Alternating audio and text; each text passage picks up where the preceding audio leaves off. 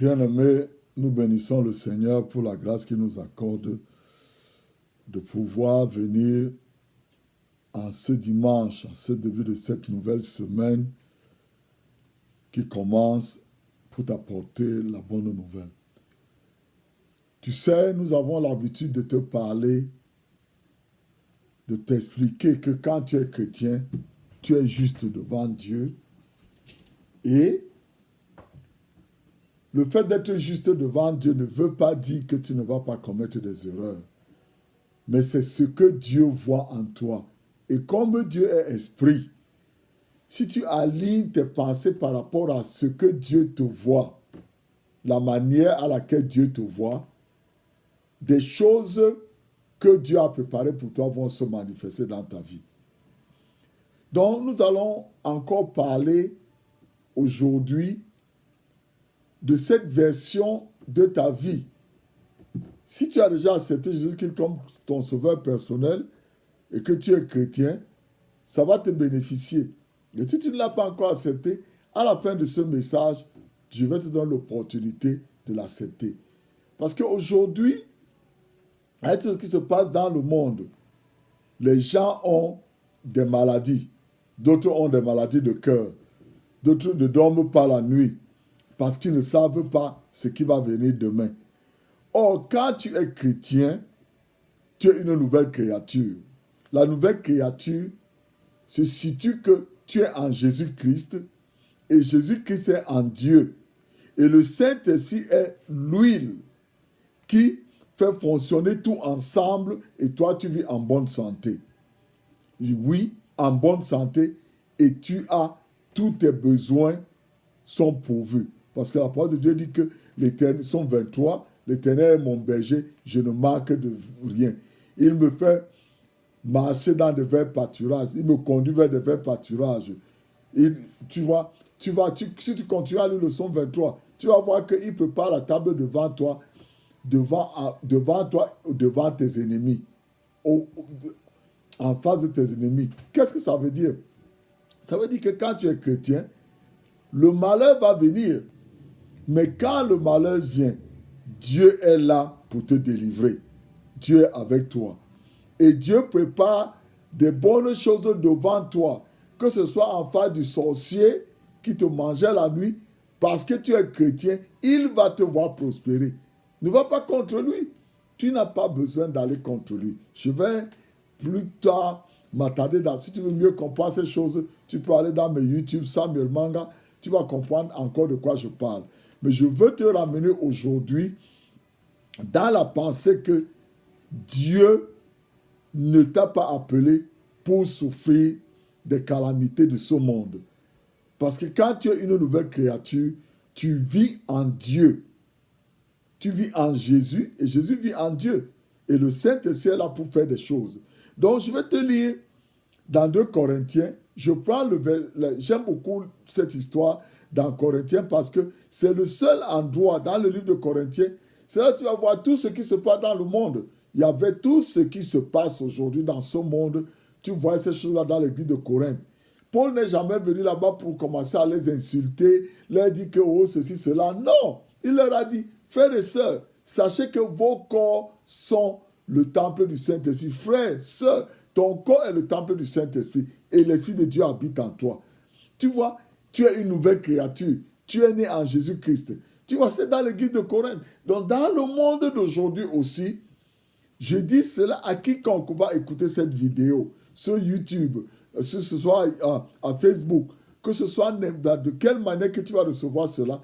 Je veux t'affirmer, quelle que soit l'identité que la culture a mis dans ta tête que tu es ceci, tu es cela. Je te dis aujourd'hui que Dieu t'a fait une nouvelle créature parce que tu as accepté Jésus-Christ comme ton sauveur personnel. Parce que la parole de Dieu dit ici, dans l'église de Corinthe, la deuxième lettre de Corinthe que Paul a envoyée aux Corinthiens au chapitre 5, il dit, je lis dans la version française, il dit, dès que quelqu'un est uni au Christ, il est un être nouveau.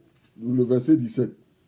Ce qui est ancien a disparu, ce qui est nouveau est là. Ça veut dire que tous tes squelettes là, des vieilles choses que tu gardais dans ta penderie, dans la penderie, dans ta chambre que tu cachais, que ta femme ne connaît pas, ton mari ne connaît pas, ou alors tes parents ne connaissent pas.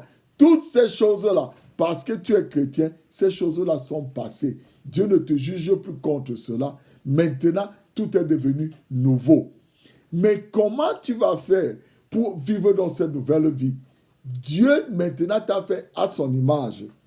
Et comme il t'a fait à son image, maintenant, tu vis par ce qui sort de ta bouche. Pas par ce que tu vois, pas par ce que tu entends, mais c'est ce qui sort de ta bouche. L'apôtre de Dieu dit très bien ici que là, Dieu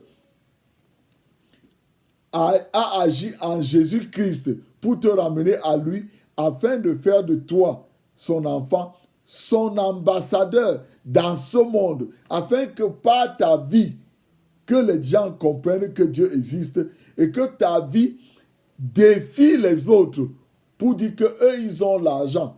Eux, ils sont dans toutes les fraternités qu'ils appellent, ils ont tous les noms là. Mais toi, peut-être que tu es parmi eux, mais maintenant ta vie a changé. Tu vis bien, tu n'as pas les maladies, tu n'es pas malade, c'est-à-dire que tu n'es pas déséquilibré, tu dors bien la nuit. Voilà le bénéfice d'être né de nouveau. Parce que quand tu es chrétien, la parole de Dieu dit quelque chose de très important. Dans Jean 17, qui est la prière sacerdotale du grand prêtre et souverain et maître Jésus-Christ, qu'il a prié pour toi et moi. Il a dit que, au verset 15, Jean 17, verset 15, il a dit, je ne te demande pas de les ôter du monde, mais je te demande de les sauver. Des choses qui vont venir du monde, je te demande de les sauver du malin. Frères et sœurs, j'aimais beaucoup ce verset. Parfois, il y avait des moments où, quand mon corps était attaqué, je dis au Seigneur que, Seigneur, tu as dit que, tu as prié que Dieu ne m'enlève pas du monde. Alors je déclare que je suis guéri, et je commence à marcher, et la maladie est finie dans mon corps. J'ai fait ça plusieurs fois. Donc, tu vois, même la même chose. Parfois, mon porte-monnaie est vide. Je dis que, Seigneur, si mon porte-monnaie est vide, ça veut dire que je vais souffrir, je ne vais pas payer mes factures et tout et tout. Mais Seigneur, à cause du fait que tu as prié le Père de me garder du malin, dont la pauvreté est aussi une œuvre du malin. Donc, Seigneur, je te remercie parce que j'ai l'argent dans mon porte-monnaie. Tu organises les circonstances pour moi, pour payer mes factures, pour être une bénédiction pour mes frères et sœurs. Dès que je le fais, le Seigneur le fait parce qu'il honore la prière de Jésus-Christ. Donc, frères et sœurs, tout ce que je veux te dire, c'est que quand tu es une nouvelle créature, Dieu fait de toi son objet. Si tu veux, je vais utiliser un mot clair. Dieu fait de toi l'objet de sa publicité. C'est-à-dire que Dieu fait de toi que les gens te voient et que les gens aient envie de venir servir Dieu.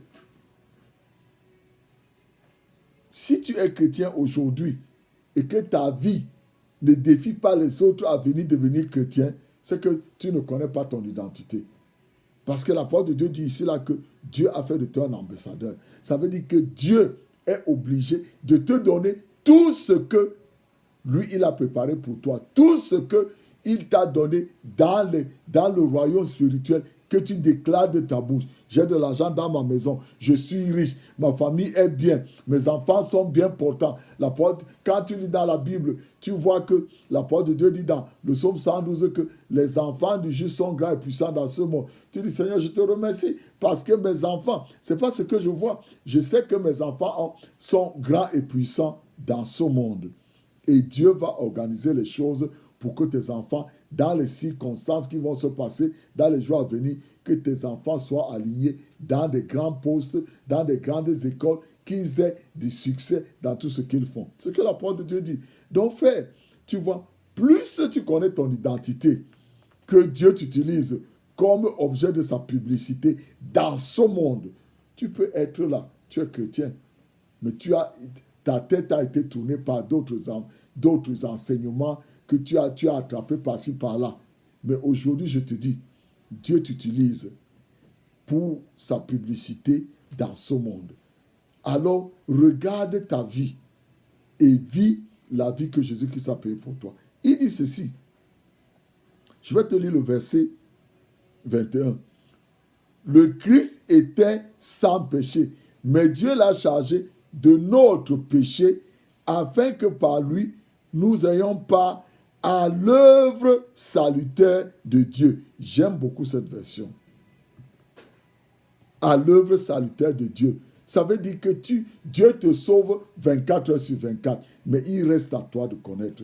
Si tu sais que tu es chrétien, quelle que soit la situation dans laquelle tu te trouves, tu dis que Seigneur, je te remercie parce que toi, tu as réglé ce problème avant même ma naissance. Tu as réglé cette situation sur ton corps. C'est une maladie. Seigneur, je te remercie que là où on t'a fouetté, là où tu as été fouetté, Seigneur, la punition de mes péchés qui devait apporter la maladie sur moi, tu as porté cette maladie là où tu as été puni. Et comme la maladie, si vous voulez m'amener à la mort, Seigneur, toi, par ta mort sur la croix, tu as payé afin que moi je ne meure plus. Oui, que je ne meure plus. L'évangile de Jésus qui est l'évangile de l'immortalité. Frères et sœurs, il est très important de connaître ça. Parce que si tu ne connais pas ces choses, tu vas être une victime dans ce monde. Et tu seras toujours quelqu'un qui va commander. Tu seras comme le pauvre Lazare qui avait toutes les bénédictions, mais il est mort. C'est là où il est allé dans la poitrine d'Abraham parce qu'il était là-bas. Mais le pauvre, le riche qui était dans le monde, qui avait tout l'argent du monde, mais il avait ignoré Dieu. Il allait en enfer et il pleurait. Frères et sœurs, il est temps que tu vives la bénédiction que Dieu t'a donnée en tant que chrétien dans ce monde. Donc, il est très important que tu rappelles à toutes ces choses qui tournent autour de toi que, vous savez quoi, je suis une nouvelle créature. Et comme je suis une nouvelle créature, les bonnes choses du juste vont arriver dans ma vie. Ouvre ta Bible cette semaine. Lis dans ta Bible, partout où tu vois que ça là, c'est la bénédiction du juste. Tu dis que Seigneur, je te remercie parce que celle-ci-là, ce n'est pas à cause de mes œuvres, mais parce que je suis juste, parce que Jésus-Christ a accompli pour moi, je reçois cette bénédiction. La parole de Dieu dit aussi que dans le proverbe, je ne vais pas te donner le chapitre du proverbe parce que je veux que tu lises ta Bible. La parole de Dieu dit que l'ennemi peut croiser ses mains, il fait ses plans, il attrape tes enfants. Mais la parole de Dieu dit que ils vont faire tout ça là, mais Dieu va les punir. Et toi, tes enfants vont être délivrés. Donc, il est très important que tu puisses le faire, frère et soeur. Que tu connaisses ton identité. Lève-toi dans ton identité. Ne laisse pas, ne vis pas dans une fausse identité. Vis dans l'identité que Dieu a préparée pour toi. Tu es un enfant de Dieu. Tu es un enfant du roi. Et tu dois vivre la vie du roi dans ce monde. J'ai dit tout ceci aux chrétiens. Mes frères et sœurs, si tu n'as pas encore accepté Jésus-Christ comme ton sauveur personnel, il est très important pour toi de lui dire aujourd'hui que Seigneur Jésus, j'ai appris que tu es venu dans ce monde. Les calamités qui sont dans ce monde, toutes ces choses, j'ai peur. Seigneur, mais j'ai appris que si je suis en toi, je ne peux pas avoir peur parce que toi, tu as porté la mort que les maladies la portent. Donc, je ne peux plus avoir peur de ces maladies. J'ai appris que, Seigneur, si je t'accepte, tu vas me sauver. Donc, Seigneur, je t'accepte comme mon sauveur personnel. Pardonne tous mes péchés. Tu n'as pas besoin d'aller lui citer tous les péchés que tu as commis depuis que tu es né. Le péché, c'est le péché. Tout ce qui n'est pas bon, tout ce qui n'est pas, tu n'as pas gloire à Dieu, est le péché. Tu dis, Seigneur, pardonne-moi. Merci parce que tu m'as pardonné. Je t'accepte comme mon sauveur personnel. Maintenant, tu lui dis, Seigneur, à cause du fait que tu as ressuscité Jésus-Christ d'entre les morts, tu l'as glorifié, je reçois ton esprit aujourd'hui dans ma vie. Saint-Esprit, je te reçois dans ma vie aujourd'hui au nom de Jésus. Tu commences à lui remercier et tu vas voir un langage va sortir de ta bouche qui n'est pas le langage que tu connais. Ça va commencer par Mandala Mason de Loka, Masendereke Mola Masandala. Qu'est-ce qui se passe? C'est l'Esprit de Dieu que tu as reçu. Donc, plus maintenant, tu vas continuer à prier en langue. C'est ce qu'on appelle le prier en langue. Écoute-moi très bien. Ce n'est pas le prier en langue fabriqué là. Parce que maintenant, tu connais que Dieu t'a pardonné tes péchés et tu connais que tu es juste devant Dieu. Comme tu connais ça par rapport à ce que je viens de t'enseigner maintenant, là maintenant, quand tu pries en langue, la prière en langue guérit ton corps. La prière en langue aligne ton cerveau par rapport à les choses que Dieu a préparées pour toi. Donc je prie que Seigneur, frère, tu puisses prier en langue davantage cette semaine. Si tu n'as pas encore reçu cela, entraîne-toi maintenant. Dis-lui comme je t'ai dit et reviens, rebobine cet enseignement. Écoute-le, écoute-le et écoute-le. Il est dans YouTube. Tu peux l'écouter. Il y en a plein dedans. Que le Seigneur te bénisse cette semaine. Je te couvre toi et ta famille avec le sang de Jésus. Et que la vie que le Seigneur a préparée pour toi soit manifeste sur toi et ta famille cette semaine. Que 1000 tombent à ton côté et 10 000 à ta droite. Que cela ne te touche pas. Parce que toi, tu es celui-là qui est la prunelle dans la prunelle de Dieu. Et tu es en Jésus. Que le Seigneur te bénisse. Je prie que le sang de Jésus te couvre et te protège au nom de Jésus. Amen.